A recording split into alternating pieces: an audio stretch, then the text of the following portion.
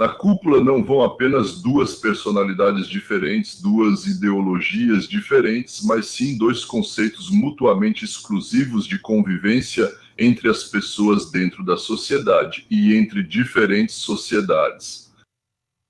Para a cúpula vai um oficial da KGB, porque por ordem.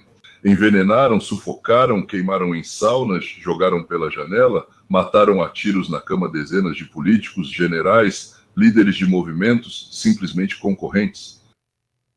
O homem que transformou o porto de Lomonosov, em São Petersburgo, em uma base de transbordo, transporte e transferência de drogas da Ásia para a Europa. O homem que organizou as explosões de prédios residenciais, como se chama em Moscou, o tiroteio no teatro e também os assassinatos de crianças em escolas em Beslan. O nome dele simboliza tortura, assassinatos, chantagem, sequestro de crianças, destruição e dor, ou seja, turistas, destruidor. E um homem que passou toda a sua vida criando e construindo, cujo nome está em edifícios altos ao redor do mundo. Um homem que nunca esteve envolvido em nenhuma vileza, engano ou crime. Construtor. Bem, vamos começar com isso. Bem, em cada um. Armênia e Azerbaijão, claro. Eu acho que a assinatura do tratado entre Armênia e Azerbaijão, ou melhor, o fato de que ele não foi assinado em Ankara, não... Em Moscou. Mas em Washington, na verdade, foi algo que nos surpreendeu. Os Estados Unidos da América, em outro continente, longe do local dos acontecimentos, põem fim a uma guerra centenária. E ainda levam dois líderes ao Salão Oval e todos apertam as mãos uns dos outros. A América, mais uma vez, mostrou ao mundo duas coisas importantes, dois princípios importantes de hoje. Primeiro, é possível resolver um conflito sem o uso da força das armas, por exemplo, e B. O centro do mundo está em Washington. O segundo não é tão importante, na verdade, quanto o primeiro. Trump aplicou uma estratégia pela qual eu, como seguidor de Rava Giléu, aplaudo de pé.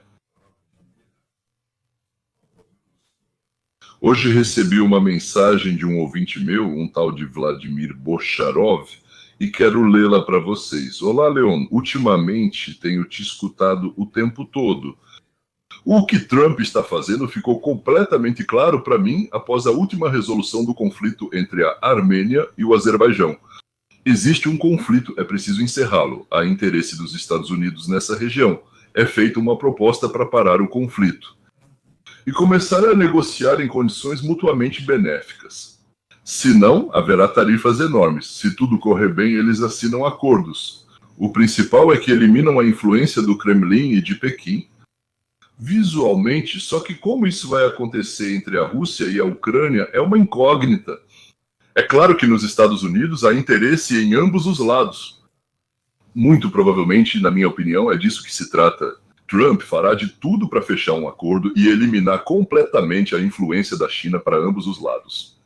Mas com a China, depois. Depois ele resolve isso separadamente. O principal é afastá-la desses dois países. Vocês têm muita sorte de viverem agora em um país com um homem tão grande, tão grandioso. E vou ser sincero, quando ele venceu em 5 de novembro, eu comemorei bebendo 2 dias sem parar. Minha esposa mal conseguiu me parar. Foi uma alegria tão grande como quando minha filha nasceu. Boa sorte para você. Obrigado, Vladimir. Obrigado.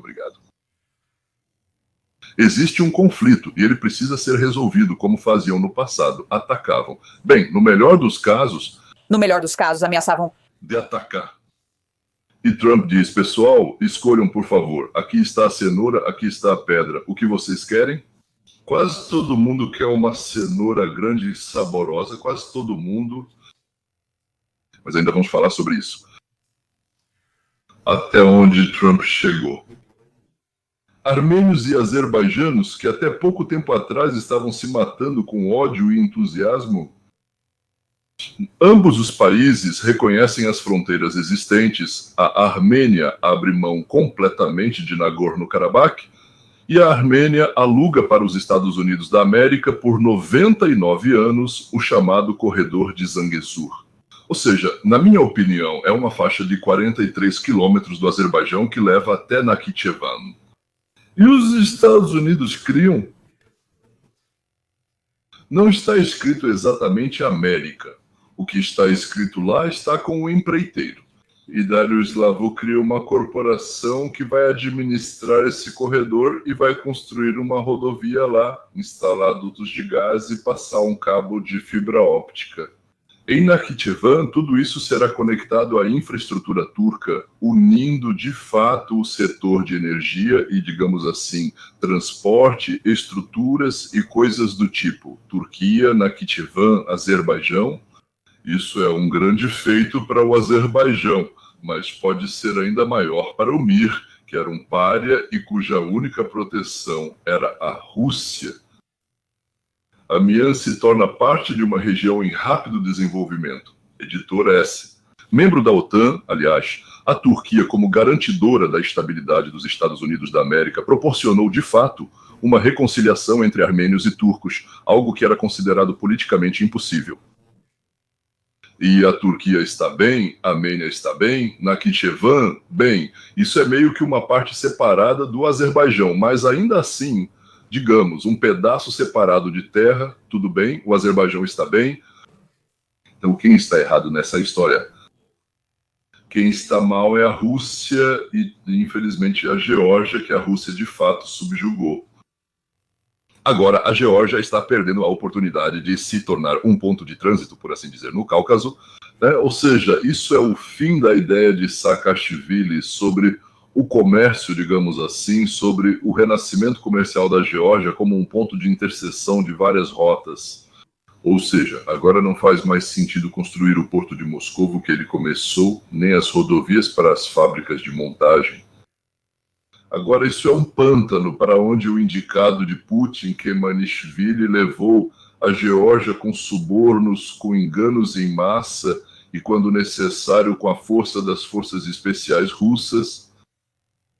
Na Rússia é igual. Também não está muito bom. Isso é o rompimento com os países vizinhos sem possibilidade de retorno, pelo menos num futuro próximo, de retorno deles à família das nações, sob a administração suave da Rússia. Só pense no que Donald Trump fez pelo planeta pelo retorno. Pouco mais de 6 meses. Camboja e Tailândia fizeram as pazes. Além disso, agora comercializam entre si. Depois de todas as ofensas, tiros, bombardeios e coisas do tipo, conseguiram estabelecer o comércio. Por que tio Donald? Quis dizer tio Sam, mas percebi que é o tio Donald. Israel e Irã deram as ordens. Ainda não há paz lá, mas veja como diminuíram os tiroteios por lá. Nesta região, Ruanda e Congo terminaram uma guerra que durou 30 anos, Índia e Paquistão, apesar da provocação da China. Aliás, Egito e Etiópia, nem todos sabem disso. O acordo sobre os recursos hídricos entre Sérvia e Kosovo durante o seu primeiro mandato, normalização das relações. Bem, e o mais importante e, claro, significativo, são os acordos de Abraham com os Emirados e o Bahrein. Negociações com a Síria, Líbano e Arábia Saudita estão em andamento. Um acordo com a Arábia Saudita provavelmente trará Síria e Líbano imediatamente. E essas iniciativas, a continuação, aconteceram sob o lema de negociações diretas, sem a participação de quaisquer organizações internacionais, que, como sabemos, Xi e Trump entendem perfeitamente, são absolutamente corruptas e já não atuam mais para os objetivos e tarefas para os quais foram criadas. Na verdade, tudo isso está acontecendo sem o uso da força, com exceção do Irã. Lembre-se, lá havia uma questão específica, resolvida com a preparação, digamos assim, de coisas atômicas, todo tipo de coisas ruins. E com base nas relações pessoais dos líderes, Trump gosta de ligar pessoalmente, conversar, convencer e coisas do tipo. Se a política russa se baseava no aumento da receita com hidrocarbonetos, isso era feito fomentando conflitos. Em todos esses pontos, onde extraíam, processavam e refinavam petróleo e gás.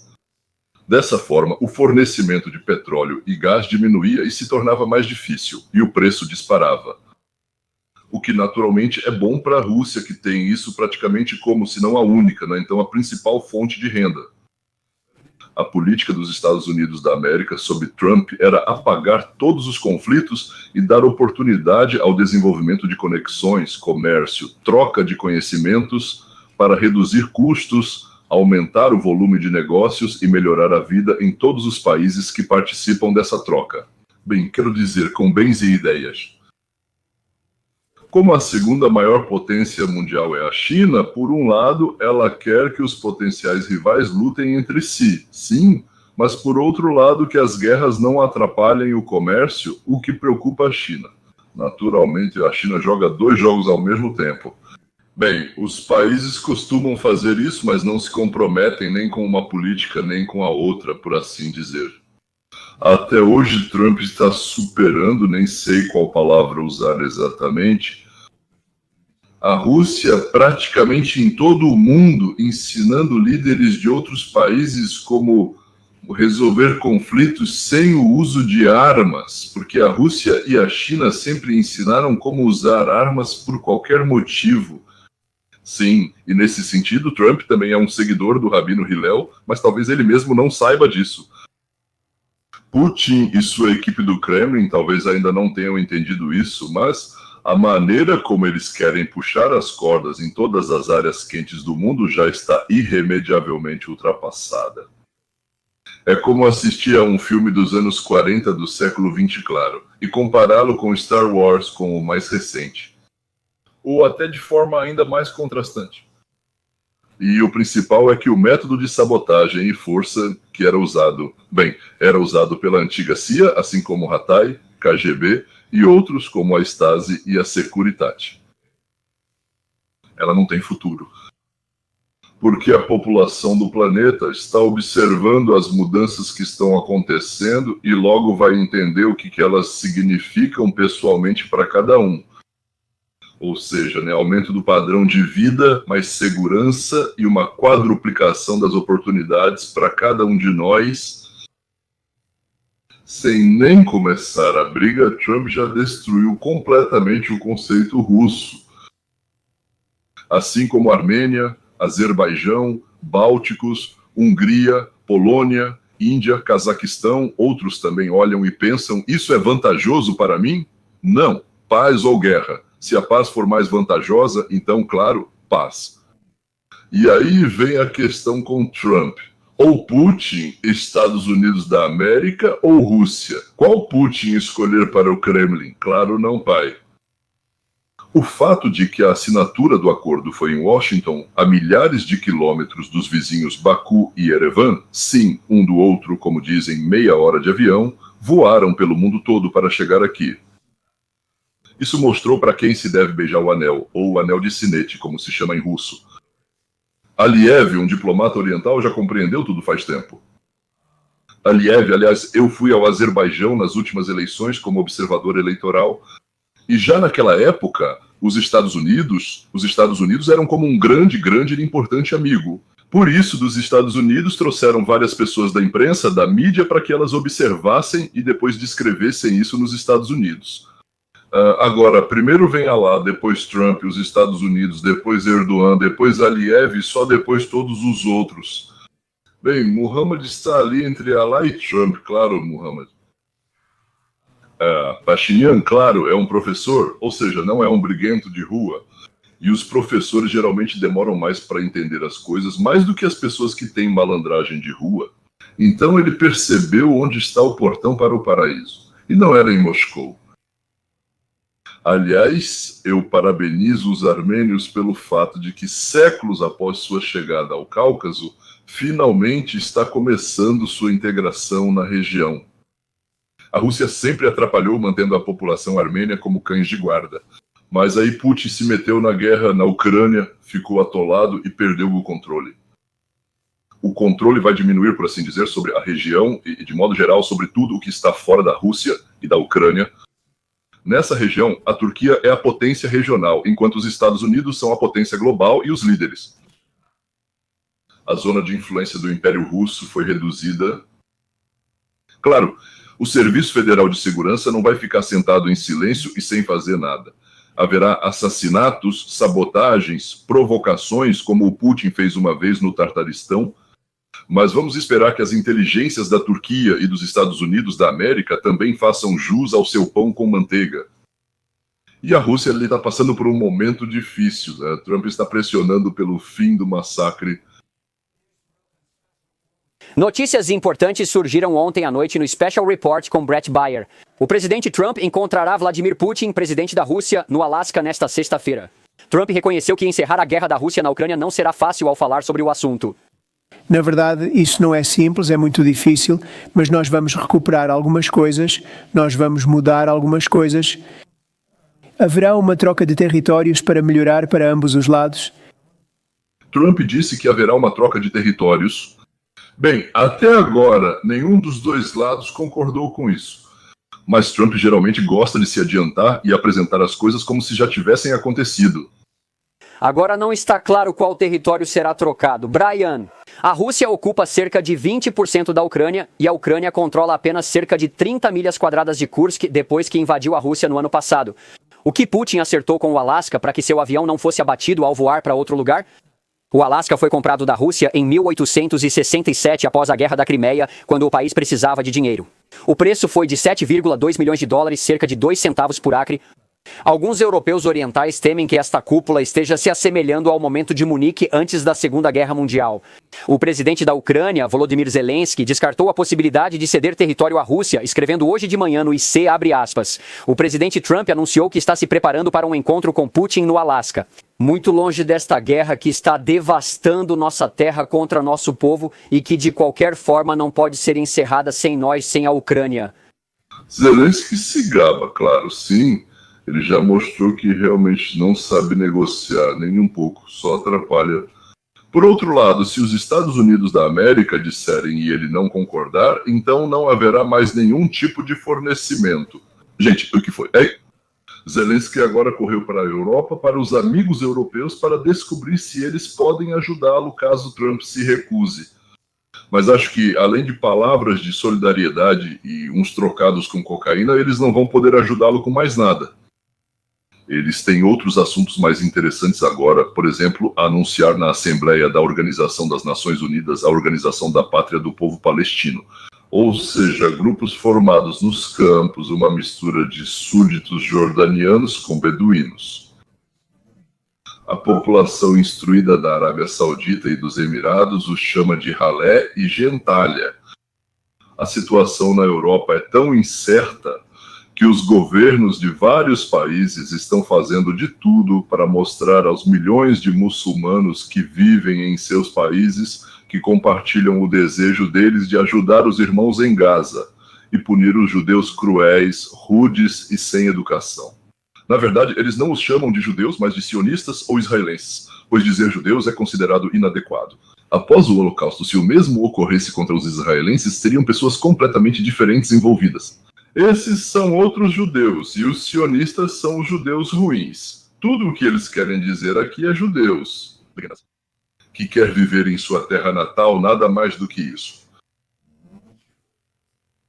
Não está claro quem pediu a reunião, quero dizer, Putin ou Trump, mas ela é claramente mais necessária para a Rússia do que para os Estados Unidos da América. Por isso acho que as novas tarifas sobre a Índia pela compra de petróleo da Rússia levaram ao pedido da Federação Russa e resultarão em uma reunião que acontecerá na próxima sexta-feira no Alasca.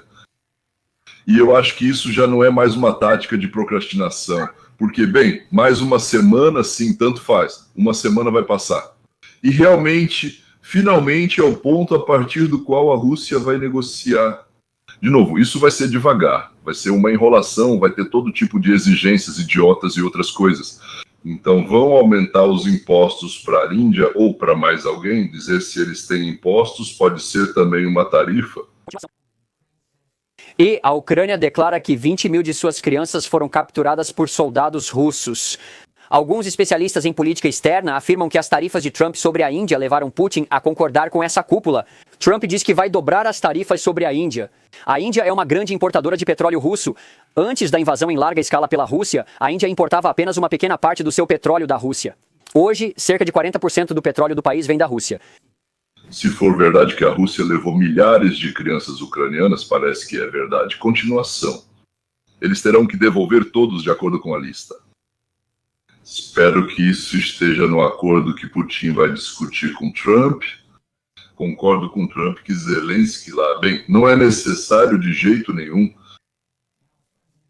Com Trump e Putin se preparando para se encontrar na sexta-feira, o presidente da Ucrânia, Vladimir Zelensky, afirma que seu povo não cederá nenhum território à Rússia. A ex-vice-conselheira de Segurança Nacional, Victoria Coates, está conosco agora para discutir a possibilidade de um acordo. Victoria, muito obrigado por estar aqui. Muita coisa mudou nas últimas 24 horas. Sem dúvida. A principal questão aqui é aquela a qual o Lucas fez alusão. Nós vimos isso em 2014, quando se tratava da Crimeia. Putin pediu um acordo de paz e o acordo de paz foi feito. E então, 8 anos depois, tivemos a guerra atual na Ucrânia. Eles não duraram. Ele conseguiu obter mais vantagem militar, conseguiu se preparar para essa invasão. Você está preocupado que é exatamente isso que Vladimir Putin quer alcançar? Desta vez, congelar e suspender isso para evitar tarifas e sanções agora e depois uma escalada militar futura. Brian, essa é uma preocupação legítima, mas acho que temos um presidente muito diferente agora com Trump do que tínhamos com Obama. E eu acho que o presidente Trump está interessado em resolver essa guerra a partir de uma posição de força. Veja o que ele fez com a OTAN. Isso está muito distante do que fez o presidente Obama. Ele fez com que nossos aliados da OTAN se comprometessem a destinar 5% do produto interno bruto para a defesa. E isso ofusca tudo o que a Rússia pode fazer. Sim, eles produzem, como disse Lucas, muito mais munição do que nós. Precisamos cuidar disso, mas conseguiremos. As economias da União Europeia e dos Estados Unidos da América juntas deixam a Rússia em posição desconfortável. E Putin tem muitos outros problemas econômicos. E eu concordo, como você disse, que a Índia vai desempenhar um papel importante nisso. Mas a Índia é nossa parceira e aliada. O presidente tem sido duro com eles ultimamente, como necessário para chamar sua atenção. Mas esse é um relacionamento que pode fortalecer muito a sua posição de força nessas negociações. Posso fazer uma pergunta?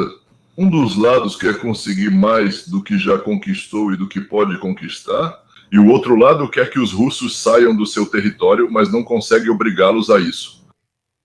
E o que fazer? Zelensky afirma que não cederá nenhum território. O presidente disse ontem que acredita que haverá uma troca de territórios conforme indicado no mapa. 20% da Ucrânia está agora sob controle da Rússia. Que tipo de troca de terras, na sua opinião, pode acontecer aqui?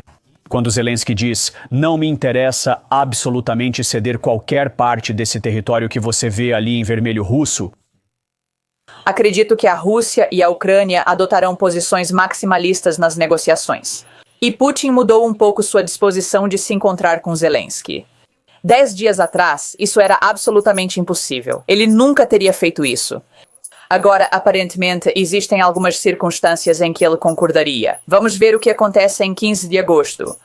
Acredito que, em relação à troca de territórios, se voltarmos ao fim da Segunda Guerra Mundial e à criação do Império Soviético na Europa Oriental. E todos esses países, incluindo a Ucrânia, incluindo o Azerbaijão e a Armênia, cujos líderes estiveram ontem na Casa Branca assinando um acordo de paz histórico, todos eles estavam sob domínio soviético. Mas os Estados Unidos nunca reconheceram isso. Sempre os reconhecemos como estados soberanos e independentes. Todo ano no Congresso tínhamos a chamada Semana das Nações Subjugadas. E no final das contas, eles foram libertados novamente. Então, eu acho que o principal é não reconhecer qualquer domínio russo sobre o território ucraniano. E Zelensky disse isso em fevereiro, quando falou sobre isso, que ele nunca vai reconhecer isso. Esse é absolutamente o direito dele. E por isso, eu acho que serão negociações difíceis. Todos podem acabar igualmente insatisfeitos, como diz o presidente Trump, mas o principal é conseguir um cessar-fogo, parar as mortes e então começar a reconstrução da Ucrânia. Vou acrescentar a isso que a maioria dos ucranianos, tanto pelas minhas conversas e correspondências pessoais, quanto pelas pesquisas, quer a paz. Estão dispostos a ceder a parte oriental do país para a Rússia, mas estão preocupados com a possibilidade de um ataque futuro da Rússia, digamos, depois de algum tempo, depois de alguns anos. Se Trump garantir a segurança agora e também daqui a alguns anos, então a Ucrânia cederá o território. Como Trump, para quem o principal é acabar com a guerra, vai garantir isso, eu não sei. Talvez ele saiba e consiga convencer os ucranianos. Eu faria uma pesquisa com a população após os resultados da cúpula no Alasca. Um referendo com uma pergunta muito simples. Vocês querem continuar a guerra e tentar expulsar o inimigo do seu território? Ou vocês querem a paz nessas condições que estão sendo propostas por Putin ou Trump, ou Putin junto com Trump? E então todos os participantes vão decidir, tá? Todos os ucranianos vão decidir como agir depois se a Ucrânia receber uma proposta digna, mas votar pela guerra. Os Estados Unidos da América devem sair dessa região e se dedicar a estabelecer a paz em todos os outros pontos quentes do planeta. E que os irmãos primos eslavos resolvam então entre si. Ao final desta cúpula, saberemos se há tal proposta para a Ucrânia. Não é loucura, não são as ideias insanas de Putin sobre o desarmamento total da Ucrânia e coisas do tipo, mas algo que garanta as condições que eu já, por assim dizer, discuti. Então, 2 semanas, talvez até um pouco menos, e saberemos se há uma saída para esse longo e sangrento massacre ou se a Rússia ainda não se saciou de ações militares, guerra, assassinato ou sangue, destruição. Mas é isso. Bem, vamos contar 10 dias a partir de hoje e vamos descobrir. Adeus.